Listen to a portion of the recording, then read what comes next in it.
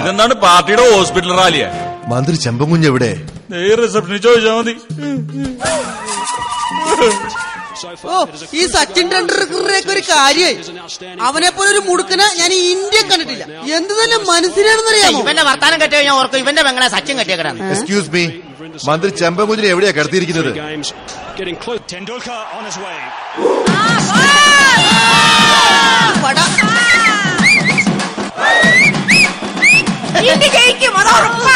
മോനെ സച്ചിനെ നാന്ന് പിടിക്കടാ.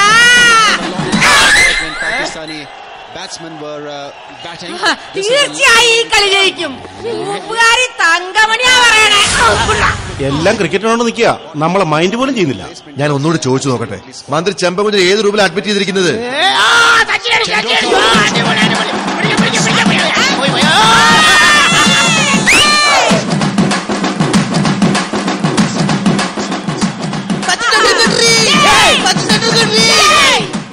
മന്ത്രി ചെമ്പൻകുഞ്ഞിനെ കിടത്തിരിക്കുന്ന ഏത് റൂമിലാണെന്നാ ചോദിച്ചത്?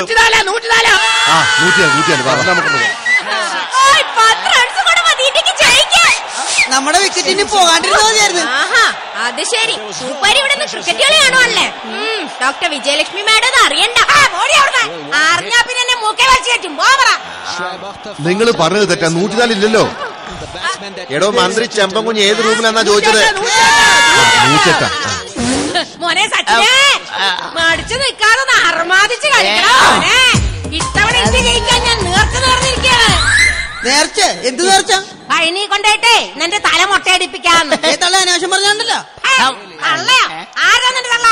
എനിക്കത്രയ്ക്ക് പ്രായമൊന്നും ആയിട്ടില്ല. അതായത് നിങ്ങളുടെ മൂത്ത മകൻ കല്യാണം കഴിച്ച് 3-4 പിള്ളേരില്ലേ? ആ പിള്ളേരുണ്ടെങ്കിൽ അവൻ ചെലവിന് ഓർത്തോളൂ, നീ കൊടുക്കണ്ട. അച്ഛനോ? അച്ഛനല്ല, സച്ചിനോ.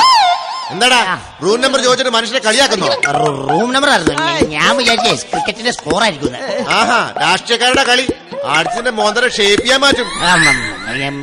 ബഹുമാനപ്പെട്ട മന്ത്രിമാരെ, മന്ത്രി ചെമ്പന്റെ ചെമ്പൻകുഞ്ഞ് വാർഡിലുണ്ട്. എന്നാൽ നേരത്തെ പറഞ്ഞ് തുറക്കാൻ പാടില്ലായിരുന്നോ? ക്ഷമിക്കണം സർ, മന്ത്രി അത്യാസന്ന നിലയില്ല. അത്യാസന്ന നിലയോ? അതിനിവിടെ ആകെ 2 നിലയല്ലേ ഉള്ളൂ. യോ, മന്ത്രിക്ക് അല്പം സീരിയസ് ആണെന്നാ പറഞ്ഞ. അത് ശരി. എന്റെ കണക്കൂട്ടിലനുസരിച്ച് മന്ത്രി ചെമ്പൻകുഞ്ഞ് ഇന്ന് തന്നെ ചാവും. നമ്മൾ അണിയനോട് പറഞ്ഞ് എത്രയും പെട്ടെന്ന് ശവപ്പെട്ട് വാങ്ങൽ ഏർപ്പാടുണ്ടാക്കണം.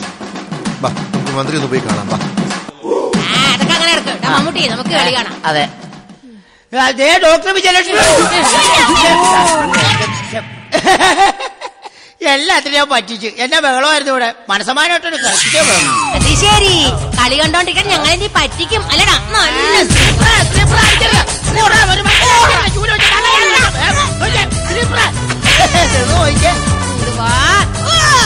നിനക്ക് ഞാൻ വെച്ചിട്ടുണ്ടാ.